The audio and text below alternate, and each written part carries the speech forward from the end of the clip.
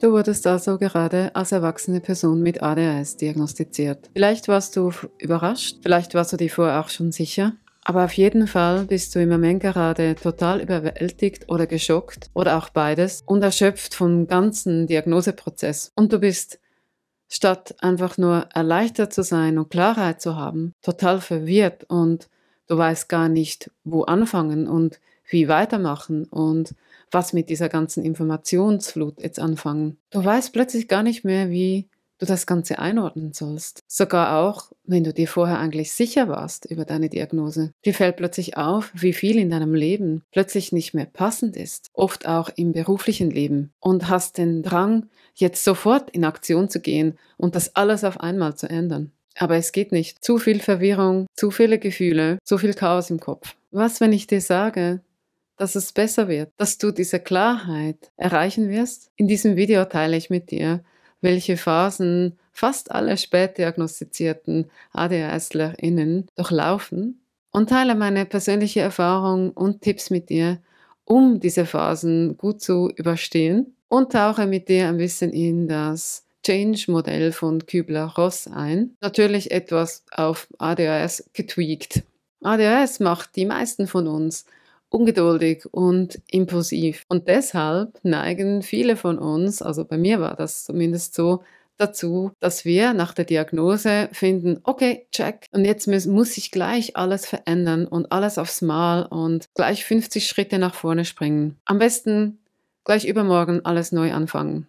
Doch die meisten von uns rennen dann gegen eine Wand, weil es ist einfach noch nicht der richtige Zeitpunkt, ob wir es hören wollen oder nicht. Denn dir Zeit zu lassen, all diese Phasen, wie zum Beispiel auch der anfängliche Schock und die Trauer, zu durchleben und davon zu lernen, dann wirst du letztendlich schneller in diese Klarheit kommen, wo du mit deinem bunten Brain am besten hingehörst und wo dass du dich gut fühlst. Kopf durch die Wand bedeutet halt einfach nur, dass wir dann ein bisschen mehr am Boden liegen auf dem Weg und dann teilweise wieder mehr von vorne anfangen müssen. Wie sehen jetzt diese Phasen aus und wie stehen die im Zusammenhang mit der ADHS? Hier seht ihr jetzt einfach mal das Modell insgesamt und all die Stufen. Das ist der Schock oder die Euphorie, dann die Verneinung, dann geht es langsam in die Einsicht. Man landet im Tal der Tränen und hinter diesem Tal wartet dann die Akzeptanz und nach der Akzeptanz geht es ins Ausprobieren, man findet neue Wege und am Schluss integriert man alles, was man gelernt hat. Und auf das ADHS bezogen würde ich sagen, dass das mit dem Schock und der Euphorie schon ganz gut stimmt, denn wir bekommen die Diagnose und haben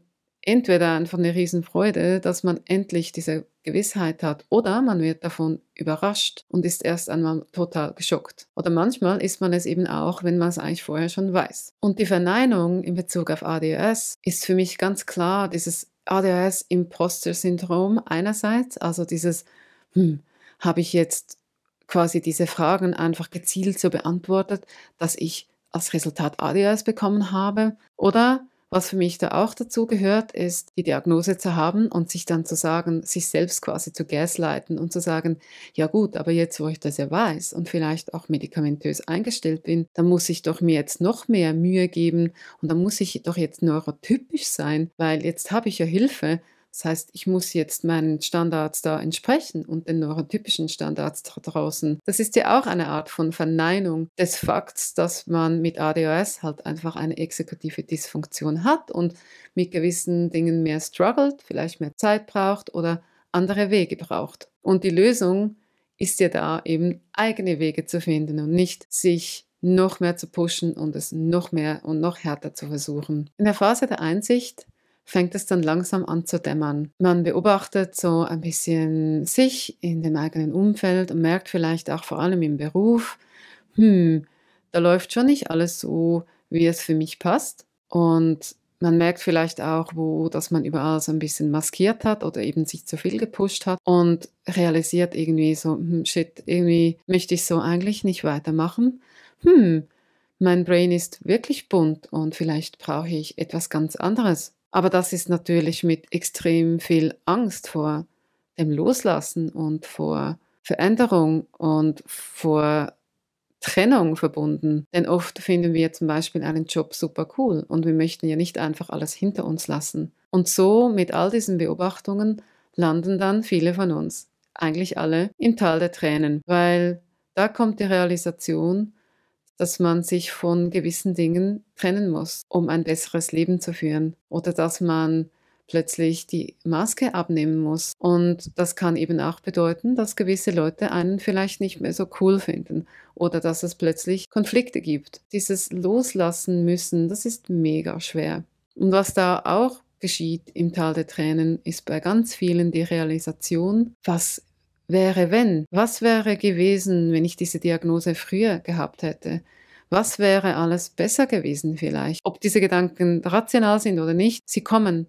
Man hinterfragt auch, wieso, dass man nicht mehr Unterstützung bekommen hat oder wieso, dass das niemand gemerkt hat und wieso, dass man immer so viel Ärger bekommen hat, statt endlich einfach mal Verständnis. Das sind jetzt einfach wilde Beispiele. Es geht aber um das Prinzip. Man betrauert die Vergangenheit und was hätte sein können. Und das ist völlig legitim in diesem Moment. Irgendwann kommt man nach dem Ausweinen in eine Phase der Akzeptanz.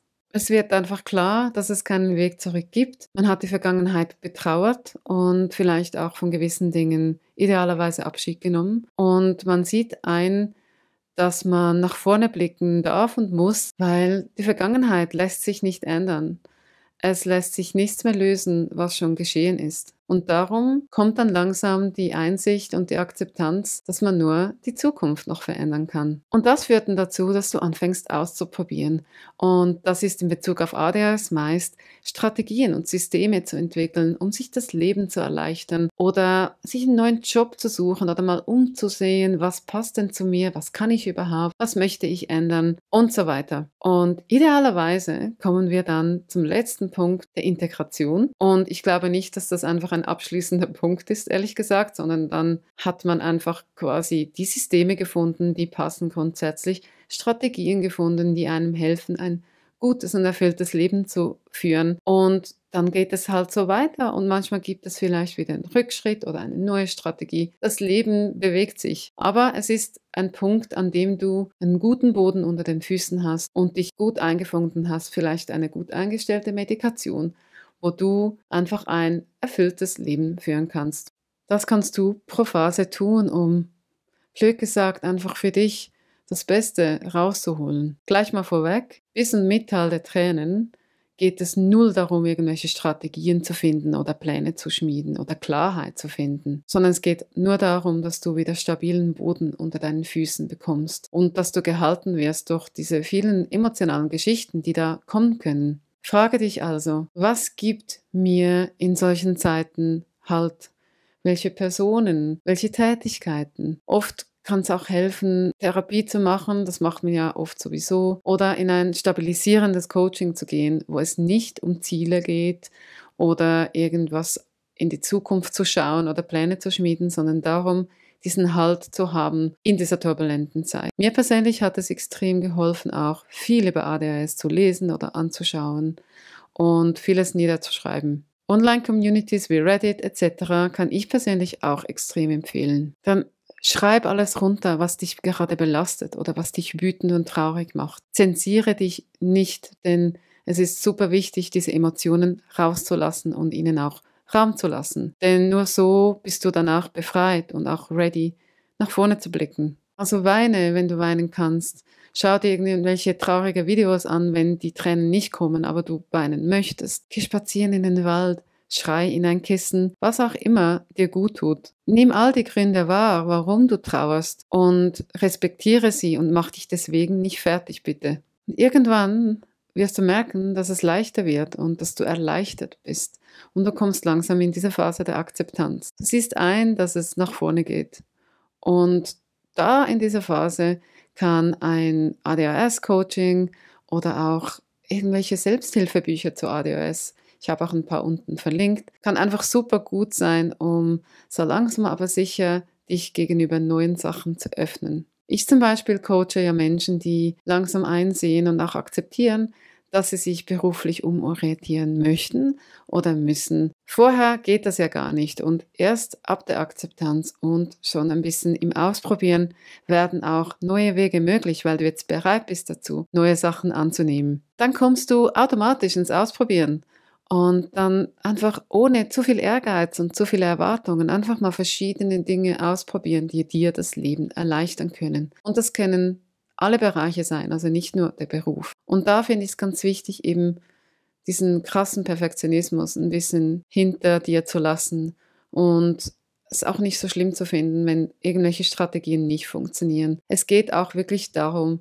Systeme zu bauen, die dir das Leben erleichtern und dir das Leben einfach erfüllter machen, weil du dann mehr Energie hast für anderes und für Freude im Leben. Und es geht in der Ausprobierphase auch darum, mal gründlich auszumisten. Und zwar im übertragenen Sinne, aber auch im direkten Sinne. Und dir auch Unterstützung zu holen dazu. Und hier geht es auch darum, deine Bedürfnisse besser kennenzulernen, die du vielleicht sehr, sehr lange zurückgesteckt hast. Deine Werte ein bisschen zu ergründen, deine Stärken mal ein bisschen zu ergründen. Und es gibt ganz viele coole Online-Tests, um ein bisschen die eigenen Stärken und Tendenzen herauszufinden. Ich werde einige unten in der Beschreibung verlinken. Und wenn du eine Phase des Ausprobierens hattest, dann halte doch immer wieder mal fest, was wirklich für dich funktioniert und was vielleicht nicht. Und so hast du mit der Zeit quasi eine Toolbox, eine Werkzeugkiste, auf die du immer wieder zurückgreifen kannst. Und so geschieht auch diese Integration. Voilà, willkommen im neuen Leben als offizielles buntes Brain. Es wird immer noch Herausforderungen geben. Doch jetzt bist du viel besser für all diese Herausforderungen gerüstet, weil du nun Strategien hast und Systeme, die für dich funktionieren und die dir dein Leben erleichtern. Du hast vermutlich auch viel mehr Energie als vorher jetzt und weißt auch besser, wie du diese schützen kannst. Und du findest dich vielleicht auch endlich in einem neuen Job wieder, der dich glücklicher macht oder im bestehenden Job, weil du einfach vieles verändern konntest und anpassen konntest für dich. Du kannst dich viel mehr entfalten und deine Stärken lieben. Ich habe in klassischer, ungeduldiger Simone-Manier ja versucht, diese ersten Schritte voll zu überspringen und mit dem Kopf durch die Wand zu gehen. Dank all dieser Lektüre, die ich konsumiert habe, den Online-Communities und dank meinem Dasein als Coach, habe ich dann realisiert und erkannt, dass ich mir definitiv Zeit lassen muss, all diese neuen Perspektiven und Erkenntnisse in mein Leben zu holen und auch mit den negativen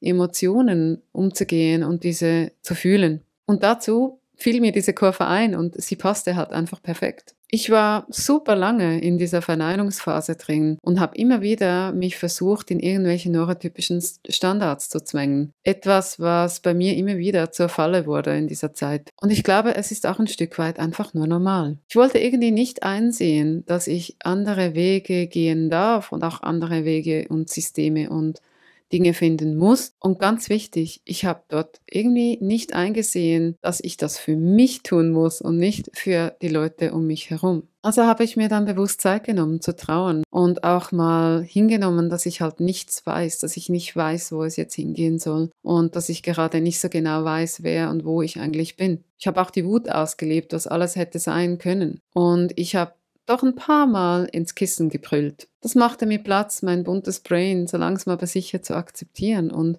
eben diese neuen Wege zu finden, loszulassen von den alten Standards. Und ich habe angefangen, mir neue Standards zu definieren, eigene Standards, was für mich Erfolg heißt und was für mich Glück heißt und was auch für mich Erwachsensein heißt. Und ich kann sagen, ich bin heute einfach so viel mehr ich selbst. Auch wenn ich weiß, dass es noch eine Weile dauern wird, bis ich meine Maske wirklich komplett abgelegt habe oder so weit, wie es für mich gut ist. Es ist ein Prozess. Und das Coole ist, dank dieser Kurve von Kübler-Ross kann das alles auf alle anderen auch übertragen werden, die durch eine ganz ähnliche Situation nach der Diagnose gehen. Ich hoffe, dass du inspiriert bist, es selbst auszuprobieren. Denn ich kann dir jetzt sagen, es wird besser und es kann sogar so richtig gut werden, wenn du dir erlaubst, dich zu entfalten. Du bist nicht alleine und positive Veränderung ist möglich, auch wenn es vielleicht jetzt nicht so aussieht. Wir sehen uns auf der anderen Seite, bunte Brains. Ja, und wenn dir dieses Video gefallen hat, dann schenk mir einen Like und wenn dir meine Videos allgemein gefallen, dann schenk mir gerne ein Abo. Das hilft meinem Content und diesem Kanal einfach wirklich so